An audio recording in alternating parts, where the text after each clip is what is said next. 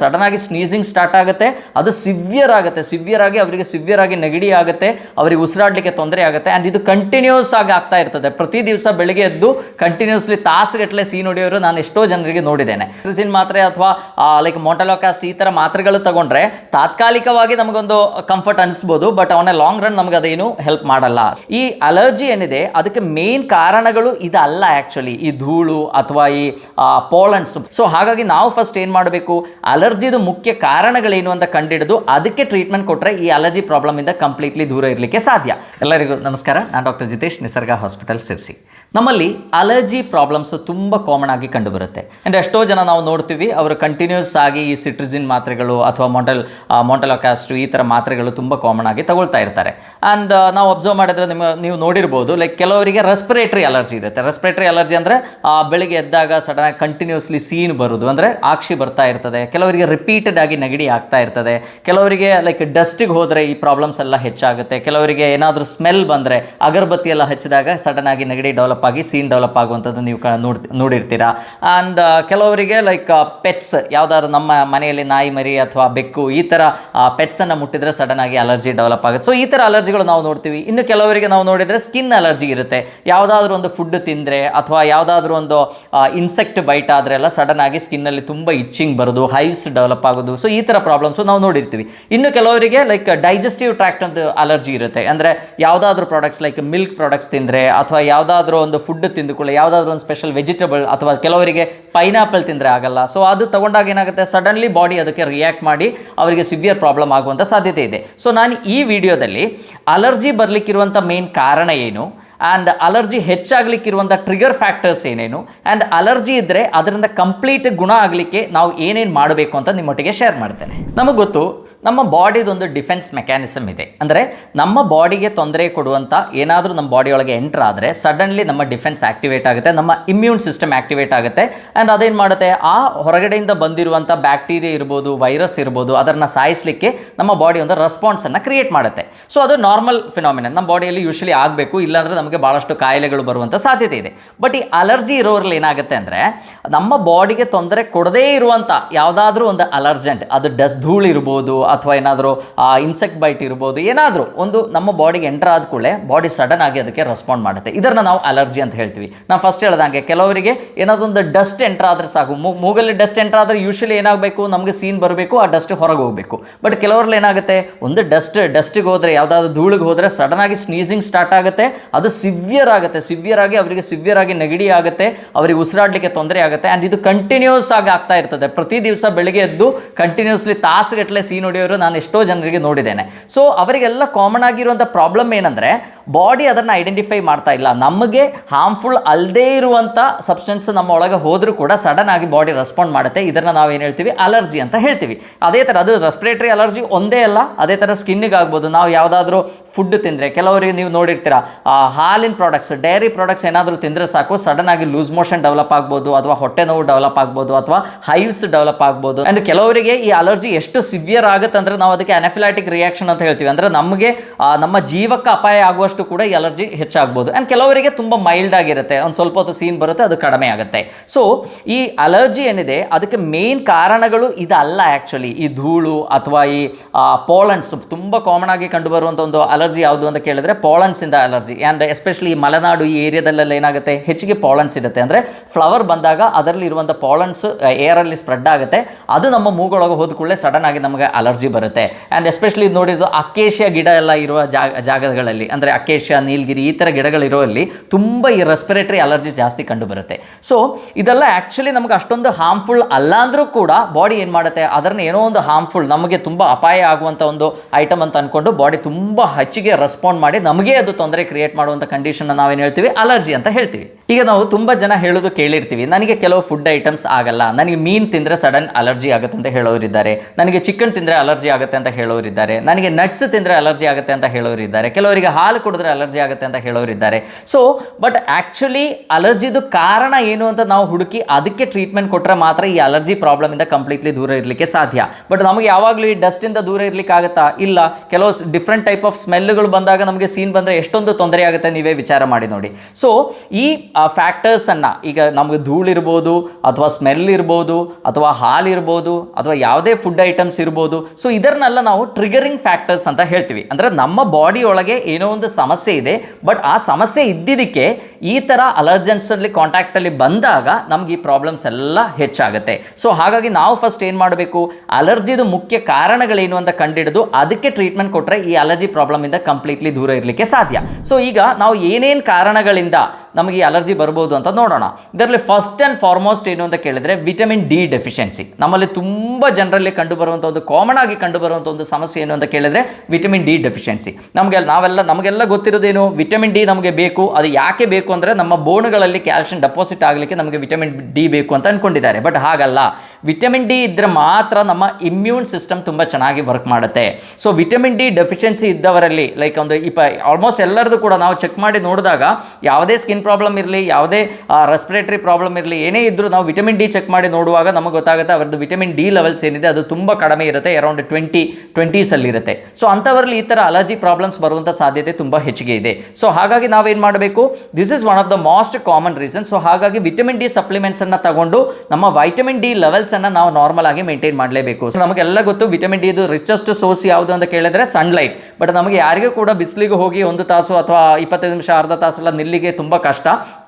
Because ನಾವೆಲ್ಲರೂ white collar job ಮಾಡೋರು most of them, and ಬಿಸಿಲಿಗೆ ಎಕ್ಸ್ಪೋಜರ್ ಏನಿದೆ ಅದು ತುಂಬ ಕಡಿಮೆ ಆಗಿದೆ. ಆ್ಯಂಡ್ ವೈಟಮಿನ್ ಡಿ ಸಿಗಬೇಕು ಅಂದರೆ 11 ಗಂಟೆಯಿಂದ 4 ಗಂಟೆ ಒಳಗೆ ಇರುವಂಥ ಬಿಸಿಲು ನಾವು ತಾಗಬೇಕು. ಸೊ ಅದು ತುಂಬ ಕಷ್ಟ. ಸೊ ಹಾಗಾಗಿ ವಿಟಮಿನ್ ಡಿ ಡೆಫಿಷಿಯನ್ಸಿ ಇದ್ದರೆ ನಾನು ಸನ್ಲೈಟಿಗೆ ಹೋಗಿ ನಿಂತ್ಕೊಂಡು ವಿಟಮಿನ್ ಡಿ ರೀಗೇನ್ ಮಾಡ್ತೇನೆ ಅಂತ ಹೇಳಬಾರ್ದು. ಇಮಿಡಿಯೇಟ್ಲಿ ಒಂದು ವಿಟಮಿನ್ ಡಿ ಸಪ್ಲಿಮೆಂಟ್ ತಗೊಂಡು ಆ ವಿಟಮಿನ್ ಡಿಯನ್ನು ನಾರ್ಮಲೈಸ್ ಮಾಡಿದರೆ ನಮಗೆ ಕೆಲವು ಸಲ ಈ ಅಲರ್ಜಿ ಏನಿದೆ ಅದು ಕಂಪ್ಲೀಟ್ಲಿ ಕಡಿಮೆ ಮಾಡಲಿಕ್ಕೆ ಸಾಧ್ಯ. ಎಲ್ಲ ಅಲರ್ಜಿ ಕೂಡ ಈ ವಿಟಮಿನ್ ಡಿ ಡೆಫಿಷಿಯನ್ಸಿಯಿಂದಾನೇ ಬರುತ್ತೆ ಅಂತ ನಾನು ಹೇಳಲ್ಲ, ಬಟ್ ತುಂಬ ಜನರಲ್ಲಿ ವಿಟಮಿನ್ ಡಿ ಡೆಫಿಷಿಯನ್ಸಿ ಕಂಡು ಬರುತ್ತೆ. ಸೊ ಹಾಗಾಗಿ ವಿಟಮಿನ್ ಡಿ ಲೆವೆಲ್ಸನ್ನು ನಾವು ನಾರ್ಮಲೈಸ್ ಮಾಡಲೇಬೇಕು.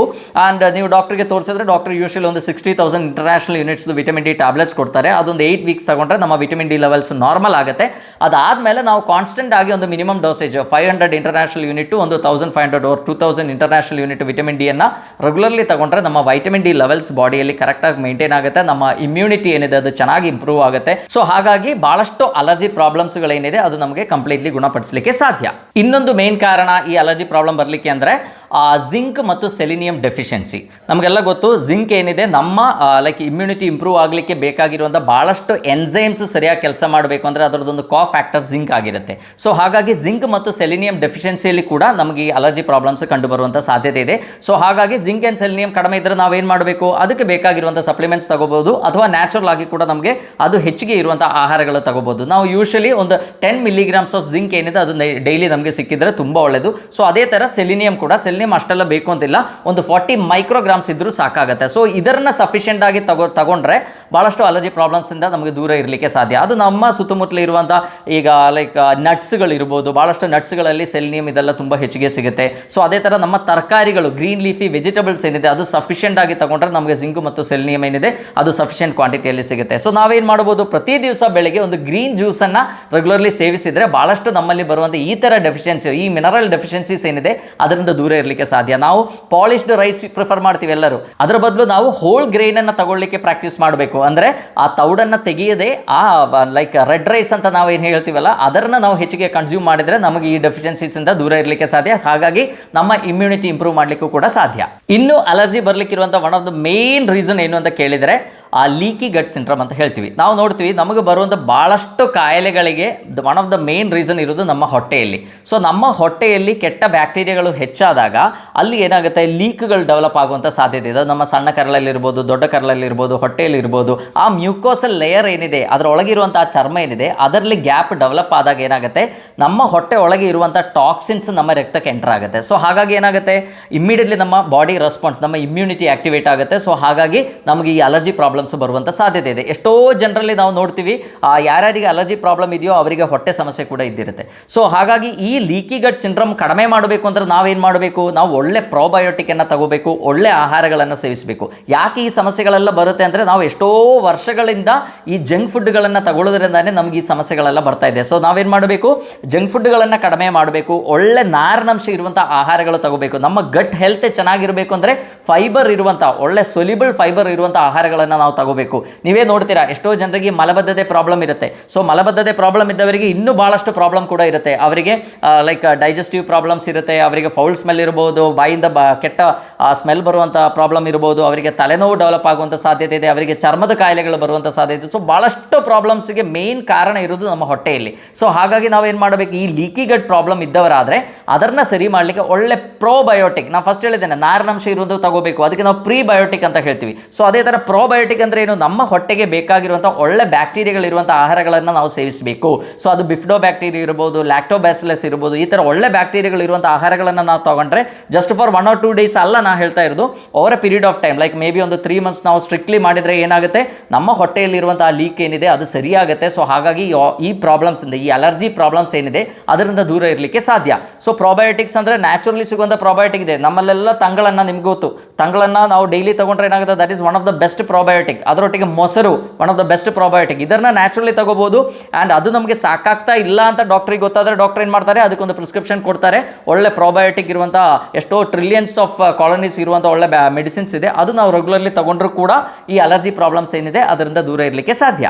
ನೆಕ್ಸ್ಟ್ ಮೇನ್ ರೀಸನ್ ಏನು ಅಂತ ಕೇಳಿದ್ರೆ ಸಿಫೋ ಆ್ಯಂಡ್ ಸಿಬೋ ಅಂತ ಹೇಳ್ತೀವಿ. ಸಿಫೋ ಅಂದರೆ small intestinal fungal overgrowth and SIBO ಅಂದರೆ small intestinal bacterial overgrowth. So ನಮ್ಮ ಹೊಟ್ಟೆಯಲ್ಲಿ ನಾನು ಫಸ್ಟ್ ಹೇಳ್ದಂಗೆ ಕೆಟ್ಟ ಬ್ಯಾಕ್ಟೀರಿಯಾಗಳು ಅಥವಾ ಕೆಟ್ಟ ಫಂಗೈ ಗ್ರೋತ್ ಇದ್ದರೆ ನಮಗೆ ಸ್ಕಿನ್ ಪ್ರಾಬ್ಲಮ್ಸ್ ಬರುವಂಥ ಸಾಧ್ಯತೆ ತುಂಬ ಹೆಚ್ಚು. ಸೊ ಎಷ್ಟೋ ಜನರಲ್ಲಿ ನಾವು ನೋಡ್ತೀವಿ ಲೈಕ್ ಸ್ಕಿನ್ನಿಗೆ ರೆಗ್ಯುಲರ್ಲಿ ಎಕ್ಸಿಮಾ ಇರ್ಬೋದು ಅಥವಾ ಯಾವುದಾದ್ರೂ ಒಂದು ಅಲರ್ಜಿಕ್ ಡರ್ಮಟೈಟಿಸ್ ಈ ಥರ ಪ್ರಾಬ್ಲಮ್ ಬರೋರ್ದು ಹೊಟ್ಟೆ ಕರೆಕ್ಟ್ ಆದರೆ ಆಟೋಮ್ಯಾಟಿಕ್ಲಿ ಅವರ ಪ್ರಾಬ್ಲಮ್ಸ್ ಎಲ್ಲ ಕಡಿಮೆ ಆಗ್ತಾ ಇದೆ. ಎಷ್ಟೋ ಜನರಲ್ಲಿ ನೀವು ನೋಡಿ ಅವರಿಗೆ ಏನಾದರೂ ಒಂದು ಹೊಟ್ಟೆ ಸಮಸ್ಯೆ ಇದ್ದೇ ಇರುತ್ತೆ. ಸೊ ಈ ಸಿಫೋ ಅಥವಾ ಸಿಬೋ ಈ ಥರ ಪ್ರಾಬ್ಲಮ್ಸ್ ಇರೋರು ಕೂಡ ನಾವೇನು ಮಾಡಬೇಕು, ಅದಕ್ಕಿರುವಂಥ ಕರೆಕ್ಟ್ ಆಗಿರುವಂಥ ಟ್ರೀಟ್ಮೆಂಟ್ ತಗೊಂಡ್ರೆ ಮಾತ್ರ ಈ ಅಲರ್ಜಿಯಿಂದ ದೂರ ಹೋಗಲಿಕ್ಕೆ ಸಾಧ್ಯ. ಅದು ಬಿಟ್ಟು ನಾವು ದಿವಸ ಸಿಟ್ರಿಸಿನ್ ಮಾತ್ರೆ ಅಥವಾ ಲೈಕ್ ಮೊಂಟಲೋಕಾಸ್ಟ್ ಈ ಥರ ಮಾತ್ರೆಗಳು ತಗೊಂಡ್ರೆ ತಾತ್ಕಾಲಿಕವಾಗಿ ನಮಗೊಂದು ಕಂಫರ್ಟ್ ಅನಿಸ್ಬೋದು, ಬಟ್ ಅವನ ಲಾಂಗ್ ರನ್ ನಮಗೆ ಅದೇನು ಹೆಲ್ಪ್ ಮಾಡಲ್ಲ. ಸೊ ನಾವೇನು ಮಾಡಬೇಕು, ನಮ್ಮ ಪ್ರಾಬ್ಲಮನ್ನು ಕಂಡಿಡಿದು ಅದನ್ನು ನಾವು ಸರಿ ಮಾಡಿದರೆ ಈ ಅಲರ್ಜಿ ಪ್ರಾಬ್ಲಮ್ ಏನಿದೆ ಅದು ಕಂಪ್ಲೀಟ್ಲಿ ಕ್ಯೂರ್ ಮಾಡಲಿಕ್ಕೆ ಸಾಧ್ಯ. And next one of the main reason ಅಂದರೆ ಒಮೆಗಾ 3 ಫ್ಯಾಟಿ ಆಸಿಡ್. ನಿಮಗೆಲ್ಲ ಗೊತ್ತು ಒಮೆಗಾ 3 ಫ್ಯಾಟಿ ಆಸಿಡ್ ಏನಿದೆ ಅದು ನಮ್ಮ ಬಾಡಿಯಲ್ಲಿ ಆಗುವಂಥ ಇನ್ಫ್ಲಮೇಷನ್ನ ಕಡಿಮೆ ಮಾಡಲಿಕ್ಕೆ one of the best medicine ಅಂತ ನಾವು ಹೇಳ್ತೀವಿ. ಸೊ ಈ ಒಮೆಗಾ 3 ಫ್ಯಾಟಿ ಆಸಿಡ್ ಕೊರತೆ ಇದ್ದರೆ ಅಂತ ನಾವು ರೆಗ್ಯುಲರ್ಲಿ ನಮ್ಮ ಫುಡ್ಡಲ್ಲಿ ಒಮೆಗಾ 3 ಕನ್ಸ್ಯೂಮ್ ಮಾಡ್ತಾ ಇಲ್ಲ ಅಂದರೂ ಕೂಡ ಕೆಲವರಿಗೆ ಈ ಪ್ರಾಬ್ಲಮ್ ಬರ್ಬೋದು. ಬಟ್ ಎಲ್ಲರಲ್ಲಿ ಒಮೆಗಾ 3 ಡೆಫಿಷಿಯನ್ಸಿ ಅಂತ ಹೇಳಿ ಯಾರಿಗೂ ಅಲರ್ಜಿ ಬಂದಿದ್ದು ನಾವು ನೋಡಲಿಲ್ಲ. ಬಟ್ ಎಷ್ಟೋ ಜನರಲ್ಲಿ ಈ ಒಮೆಗಾ 3 ಫ್ಯಾಟಿ ಆಸಿಡ್ ನಾವು ಕೊಟ್ಟಾಗ ಈ ರೆಸ್ಪಿರೇಟರಿ ಅಲರ್ಜಿ ಮತ್ತು ಸ್ಕಿನ್ ಅಲರ್ಜಿ ಏನಿದೆ ಅದು ತುಂಬ ಚೆನ್ನಾಗಿ ಕಂಟ್ರೋಲ್ ಆಗಿದ್ದು ನೋಡಿದ್ದೇನೆ. ಎಷ್ಟೋ ಜನರಲ್ಲಿ ನಾವು ಫಸ್ಟ್ ಹೇಳಿದ್ದೇನೆ, ಬೆಳಿಗ್ಗೆ ಎದ್ದು ಕಂಟಿನ್ಯೂಸ್ಲಿ ಸೀನ್ ಮಾಡೋರು ಎಷ್ಟೋ ಜನ ಇದ್ದಾರೆ. ಮೇ ಬಿ ಲೈಕ್ ತಾಸುಗಟ್ಟಲೆ ಸೀನ್ ಮಾಡೋದು, ಅವರಿಗೆ ಏನೂ ಕೆಲಸ ಮಾಡಲಿಕ್ಕಾಗಲ್ಲ, ಏನೂ ಮಾತಾಡಲಿಕ್ಕಾಗಲ್ಲ. ಸೊ ಅಂಥವರಲ್ಲಿ ಕೂಡ ಒಮೆಗಾ 3 ಫ್ಯಾಟಿ ಆಸಿಡ್ ಮತ್ತು ಅದರೊಟ್ಟಿಗೆ curcumin one of the best. Actually curcumin ಅಂದರೆ ನಿಮಗೆಲ್ಲ ಗೊತ್ತು ಅರಿಶಿಣದ ಎಕ್ಸ್ಟ್ರಾಕ್ಟ್, ಅರಿಶಿಣದಲ್ಲಿ ಇರುವಂಥ ಬೆಸ್ಟ್ ಆ್ಯಂಟಿ ಆಕ್ಸಿಡೆಂಟ್ ಅದು. ಸೊ ಅದು ಮತ್ತು ಒಮೆಗಾ 3 ತಗೊಂಡು ಅದರ ಒಟ್ಟಿಗೆ ಜಲನೇತಿ ಅಂತ ಒಂದು ಕ್ರಿಯೆ ಇದೆ. ಜಲನೇತಿ ಅಂದರೆ ನೀವೆಲ್ಲ ನೋಡಿರ್ಬೋದು, ಈಗ ಎಲ್ಲರಿಗೂ ಯೋಗ ಗೊತ್ತು, ಅದರಲ್ಲಿ ಎಷ್ಟೋ ಜನ ಅದು ಫಾಲೋರು ಕೂಡ ಮಾಡ್ತಾರೆ. ಸೊ ಒಂದು ನೇಸಲ್ ವಾಶಿಗೆ ಒಂದು ಪಾಟ್ ಸಿಗುತ್ತೆ, ಅದರಲ್ಲಿ ನಾವು ಒಂದು ಸ್ವಲ್ಪ ಉಗುರು ಬಚ್ಚೆ ನೀರು ಹಾಕಿ ಅದರಲ್ಲಿ ಒಂದು 2 ಪಿಂಚ್ ಉಪ್ಪು ಹಾಕಿ ನಾವು ನೇಸಲ್ ವಾಶ್ ಮಾಡೋದು ಕೂಡ ತುಂಬ ಒಳ್ಳೆಯದು. ಯಾಕೆಂದರೆ ಈ ರೆಸ್ಪಿರೇಟರಿ ಅಲರ್ಜಿ ಇರೋರು ಅಥವಾ ಕಂಟಿನ್ಯೂಸ್ಲಿ ಬೆಳಗ್ಗೆ ಎದ್ದು ಸೀನೋರ್ದೆಲ್ಲ ನೈಸಲ್ ಮುಖಸ ನೋಡಿದರೆ ನಿಮಗೆ ಗೊತ್ತಾಗುತ್ತೆ ಅದು ತುಂಬ ರೆಡ್ಡಿಶ್ ಆಗಿರುತ್ತೆ, ಅದು ತುಂಬ ಹೈಪರ್ ಸೆನ್ಸಿಟಿವ್ ಆಗಿರುತ್ತೆ. ಸೊ ಎಲ್ಲ ರೆಸ್ಪಿರೇಟರಿ ಪ್ರಾಬ್ಲಮ್ ಸ್ಟಾರ್ಟ್ ಆಗೋದು ನಮ್ಮ ಮೂಗಿಂದಾನೆ. ಸೊ ಆ ಮೂಗಲ್ಲಿರುವಂಥ ಚರ್ಮ ಏನಿದೆ ಅದನ್ನು ಡಿಸೆನ್ಸಿಟೈಸ್ ಮಾಡಿದರೆ ನಮಗೆ ಈ ರೆಸ್ಪಿರೇಟರಿ ಪ್ರಾಬ್ಲಮ್ ಎಸ್ಪೆಷಲಿ ಈ ಸೀನು ಬರುವಂಥ ಈ ಸಮಸ್ಯೆಗಳೇನಿದೆ ಅದರಿಂದ ದೂರ ಇರಲಿಕ್ಕೆ ಸಾಧ್ಯ. ಸೊ ರೆಗ್ಯುಲರ್ಲಿ ಅವರು ಈ ಜಲನೇತಿ ಮಾಡಿ ಅದರೊಟ್ಟಿಗೆ ಈ ಒಮೆಗಾ 3 ಫ್ಯಾಟಿ ಆಸಿಡ್ ಮತ್ತು ಕರ್ಕ್ಯುಮಿನ್ ಇರುವಂಥ ಆಹಾರಗಳನ್ನು, ಅಂದರೆ ಕರ್ಕ್ಯುಮಿನ್ ಇರೋದು ಅಂದರೆ ಟರ್ಮರಿಕಲ್ ಒಂದೇ ಇದೆ. ಸೊ ಆ ಅರಿಶಿಣದನ್ನು ನಾವು ತಗೊಳ್ಳುವಾಗ ಏನು ಮಾಡಬೇಕು, ಐದರ್ ಅದು ತೆಂಗಿನ ಹಾಲಲ್ಲಿ ಮಿಕ್ಸ್ ಮಾಡಿ ತಗೋಬೇಕು ಅಥವಾ ಅದರೊಟ್ಟಿಗೆ ಪಿಪರೈನ್ ಅಂದರೆ ಕಾಳು ಮೆಣಸು ಹಾಕಿ ತಗೋಬೇಕು. ಸೊ ಆವಾಗ ಮಾತ್ರ ಕರ್ಕ್ಯುಮಿನ್ ಚೆನ್ನಾಗಿ ನಮ್ಮ ಹೊಟ್ಟೆಯಲ್ಲಿ ಅಬ್ಸಾರ್ಬ್ ಆಗುತ್ತೆ. ಸೊ ಇದನ್ನು ನಾವು ಫಾಲೋ ಮಾಡಿದರೆ ಈ ರೆಸ್ಪಿರೇಟರಿ ಅಲರ್ಜಿ ಅಥವಾ ಸೀನು ಬರುವಂಥ ಸಮಸ್ಯೆ ಅಥವಾ ರಿಪೀಟೆಡ್ಲಿ ನೆಗಡಿ ಆಗುವಂಥ ಪ್ರಾಬ್ಲಮ್ ಏನಿದೆ ಅದನ್ನು ಕಂಪ್ಲೀಟ್ಲಿ ಕ್ಯೂರ್ ಮಾಡಲಿಕ್ಕೆ ಸಾಧ್ಯ. ಸೊ ಈ ಒಮೆಗಾ 3 ಫ್ಯಾಟಿ ಆಸಿಡ್ ಏನಿದೆ ನಮಗೆ ನ್ಯಾಚುರಲಿ ಯೂಶಲಿ ಮೀನುಗಳಿಂದ ಸಿಗುತ್ತೆ. ಅದು ಮೇನ್ಲಿ ಸಾರ್ಡೆನ್ ಅಂದರೆ ತಾರ್ಲೆ ಅಥವಾ ಬಂಗಡೆ ಈ ಥರ ಮೀನುಗಳಲ್ಲಿ ಹೆಚ್ಚಿಗೆ ಸಿಗುತ್ತೆ. ಆ್ಯಂಡ್ ಫ್ಲಾಕ್ಸೀಡಲ್ಲಿ ಕೂಡ ಸಿಗುತ್ತೆ. ಬಟ್ ಫ್ಲಾಕ್ಸೀಡಲ್ಲಿ ಇರುವ ಒಮೆಗಾ 3 ಏನಿದೆ ಅದು ಅಷ್ಟೊಂದು ಕನ್ವರ್ಟ್ ಆಗಲ್ಲ. ಸೊ ಹಾಗಾಗಿ ಮೀನಲ್ಲಿ ಇರುವಂಥ ಒಮೆಗಾ 3 ತುಂಬ ಒಳ್ಳೆಯದು. ಬಟ್ ನಮಗೇನಾಗುತ್ತೆ ಕೆಲವು ಸಲ ಈಗಿರುವಂಥ ಪೊಲ್ಯೂಷನಲ್ಲಿ ಮೀನಲ್ಲಿ ಒಮೆಗಾ 3 ಸಿಗಬೇಕು ಅಂತ ಇಲ್ಲ. ಸೊ ಇನ್ ದ್ಯಾಟ್ ಕೇಸ್ ನೀವೇನು ಮಾಡ್ಬೋದು, ಸಪ್ಲಿಮೆಂಟ್ಸನ್ನು ತಗೋಬೋದು. ಪ್ರತಿ ದಿವಸ ಒಂದು 1000 mg of omega 3 fatty acid ನೀವು ತಗೊಂಡ್ರೆ ಅಲರ್ಜಿ ಪ್ರಾಬ್ಲಮ್ಸ್ ಏನಿದೆ ಅದು ಕಡಿಮೆ ಮಾಡಲಿಕ್ಕೆ ಸಾಧ್ಯ. ಆ್ಯಂಡ್ ನಿಮಗೆಲ್ಲ ಗೊತ್ತು ಒಮೆಗಾ 3 ಬರೀ ಅಲರ್ಜಿ ಕಡಿಮೆ ಮಾಡಲಿಕ್ಕೆ ಒಂದೇ ಅಲ್ಲ, ಅದರಲ್ಲಿ ಇರುವಂಥ DHA ಏನಿದೆ that is one of the best actually. ನಮ್ಮ ನರಗಳ ಹೆಲ್ತ್ ಇಂಪ್ರೂವ್ ಆಗಲಿಕ್ಕೆ, ನಮ್ಮ ಬ್ರೈನ್ ಫಂಕ್ಷನ್ಸ್ ಇಂಪ್ರೂವ್ ಆಗಲಿಕ್ಕೂ ಕೂಡ ತುಂಬ ಒಳ್ಳೆಯದು. ಅದರಲ್ಲಿ ಇರುವಂಥ EPA ಏನಿದೆ ನಮ್ಮ ಬಾಡಿಯಲ್ಲಿ ಆಗುವಂಥ ಇನ್ಫ್ಲಮೇಷನ್ನ ಕಡಿಮೆ ಮಾಡುತ್ತೆ. ಸೊ ಅದೇ ಥರನೇ ಈ ಕರ್ಕ್ಯೂಮಿನ್ ಏನಿದೆ, ಅರಿಶಿಣದ ಎಕ್ಸ್ಟ್ರಾಕ್ಟ್ ಕರ್ಕ್ಯೂಮಿನ್ ಏನಿದೆ ಅದು ಕೂಡ one of the best COX-2 inhibitor ಅಂತ ಹೇಳ್ತೀವಿ. ಅಂದರೆ COX-2 ಇನ್ಹಿಬಿಟರ್ ಅಂದರೆ ನಮ್ಮ ಬಾಡಿಯಲ್ಲಿ ಆಗುವಂಥ ಇನ್ಫ್ಲಮೇಷನ್, ನಮಗೆಲ್ಲ ಕಾಯಿಲೆಗಳು ಬರೋದು ನಮ್ಮ ಬಾಡಿಯಲ್ಲಿ ಆಗುವಂಥ ಇನ್ಫ್ಲಮೇಷನ್ ಅಂತ. ನೀವೆಲ್ಲ ಕಾಯಿಲೆಗಳದ್ದು ಕೊನೆಗೆ ನೋಡಿ ಐಟಿಸ್ ಅಂತ ಬರ್ಕೊಂಡಿರುತ್ತೆ. ಆರ್ಥ್ರೈಟಿಸ್ ಇರ್ಬೋದು, ನೆಫ್ರೈಟಿಸ್ ಇರ್ಬೋದು, ನ್ಯೂರೈಟಿಸ್ ಇರ್ಬೋದು. ಸೊ ಈ ಐಟಿಸ್ ಇರುವಂಥ ಕಾಯಿಲೆಗಳನ್ನು ಕಡಿಮೆ ಮಾಡಲಿಕ್ಕೂ ಕೂಡ ಈ ಅರಿಶಿಣ ಏನಿದೆ one of the best. So ಪ್ರತಿ ದಿವಸ ನೀವು ಒಂದು ಸ್ಪೂನ್ ಆಫ್ ಅರಿಶಿಣ, ನಾನು ಹೇಳಿದಂಗೆ ತೆಂಗಿನ ಹಾಲಲ್ಲಿ ಮಿಕ್ಸ್ ಮಾಡಿ ತಗೋಬೋದು. ಅದರೊಟ್ಟಿಗೆ ನೀವು ಒಮೆಗಾ 3 ಫ್ಯಾಟಿ ಆಸಿಡ್ ತಗೋಬೋದು. ಆ್ಯಂಡ್ ನ್ಯಾಚುರಲ್ ಇರುವಂಥ ಈ ಥರ ಜಲನೇತಿ ಈ ಥರ ಕ್ರಿಯೆಗಳು ಮಾಡಿದರೆ ಎಷ್ಟೋ ರೆಸ್ಪಿರೇಟರಿ ಪ್ರಾಬ್ಲಮ್ಸ್ ಏನಿದೆ ಅದನ್ನು ಕಂಪ್ಲೀಟ್ಲಿ ಕಡಿಮೆ ಮಾಡಲಿಕ್ಕೆ ಸಾಧ್ಯ. ಎಷ್ಟೋ ಜನರಿಗೆ ಸಿವಿಯರ್ ಬ್ರಾಂಕಿಯಲ್ ಆಸ್ತಮಾ ಇರುತ್ತೆ, ನಿಮಗೆ ಗೊತ್ತು, ಉಸಿರಾಡಲಿಕ್ಕೆ ತುಂಬ ಕಷ್ಟ ಆಗುತ್ತೆ. ಅವರಿಗೂ ಕೂಡ ಈ ನಮ್ಮ ನೇಸಲ್ ಮ್ಯೂಕೋಸಾದಲ್ಲಿ ಇರುವಂಥ ಹೈಪರ್ ಸೆನ್ಸಿಟಿವಿಟಿ ಕಡಿಮೆ ಆದರೆ ಈ ಬ್ರೀತಿಂಗ್ ಪ್ರಾಬ್ಲಮ್ ಏನಿದೆ ಅದು ತುಂಬ ಚೆನ್ನಾಗಿ ಕಂಟ್ರೋಲ್ ಮಾಡಲಿಕ್ಕಾಗುತ್ತೆ. ಎಷ್ಟೋ ಮಕ್ಕಳಿಗೆ ನೀವು ನೋಡಿರ್ತೀರಾ, ಅಂದರೆ ರಿಪೀಟೆಡ್ ಆಗಲಿ ಕೆಮ್ಮು ಮತ್ತು ನೆಗಡಿ ಬರ್ತಾ ಇರ್ತದೆ, ಅವರಿಗೂ ಕೂಡ ಈ ಒಮೆಗಾ 3 ಫ್ಯಾಟಿ ಆಸಿಡ್ ಮತ್ತು ಅರಿಶಿಣದ ಎಕ್ಸ್ಟ್ರಾಕ್ಟ್ ಏನಿದೆ one of the best medicine ಅಂತ ನಾನು ಹೇಳ್ತೇನೆ. ಈ ಅಲರ್ಜಿ ಪ್ರಾಬ್ಲಮ್ಸ್ ಇರೋರು ಏನು ಮಾಡಬೇಕು ಅಂದರೆ ಒಂದ್ಸಲ ಆದರೂ ಅವರ ಬ್ಲಡ್ ಟೆಸ್ಟ್ ಮಾಡಿ ನೋಡಬೇಕು. ಅವ್ರದ್ದು IgE ಲೆವೆಲ್ಸ್ ಏನಿದೆ ಅದು ನಾರ್ಮಲ್ ಇದೆಯಾ ಇಲ್ವಾ ಅಂತ ಕನ್ಫರ್ಮ್ ಮಾಡಬೇಕು. ತುಂಬ ಜನರಲ್ಲಿ ಈ IgE ಲೆವೆಲ್ಸ್ ಏನಿದೆ ಅದು ತುಂಬ ಜಾಸ್ತಿ ಇರುತ್ತೆ. ಸೊ IgEನ ಕಡಿಮೆ ಮಾಡಲಿಕ್ಕೆ ಇರುವಂಥ ಎಷ್ಟೋ ಹರ್ಬ್ಸ್ ಇದೆ, ಒಳ್ಳೆ ಅಂದರೆ ಗಿಡಮೂಲಿಕೆಗಳಿದೆ, ಅದನ್ನು ರೆಗ್ಯುಲರ್ಲಿ ತಗೊಂಡ್ರೆ ಅದು ನೀಮ್ ಇರ್ಬೋದು ಅಥವಾ ತ್ರಿಫಲ ಇರ್ಬೋದು. ಸೊ ಈ ಥರ ಲೈಕ್ ನ್ಯಾಚುರಲಿ ಸಿಗುವಂಥ ಐಟಮ್ಸನ್ನು ಯೂಸ್ ಮಾಡಿ ನಾವು IgE ಲೆವೆಲ್ಸನ್ನು ಕಂಟ್ರೋಲ್ ಮಾಡ್ಬೋದು. ಅದರೊಟ್ಟಿಗೆ ಯಾರ್ದು IgE ಲೆವೆಲ್ಸ್ ಹೆಚ್ಚಿಗಿದೆಯೋ ಅವರೇನು ಮಾಡಬೇಕು ಅಂದರೆ ಪ್ರೋಟೀನ್ ಸ್ವಲ್ಪ ಕಡಿಮೆ ಇರುವಂಥ ಆಹಾರಗಳನ್ನು over A period of time, ಒಂದು ಸ್ವಲ್ಪ ದಿವಸ ಆದರೂ,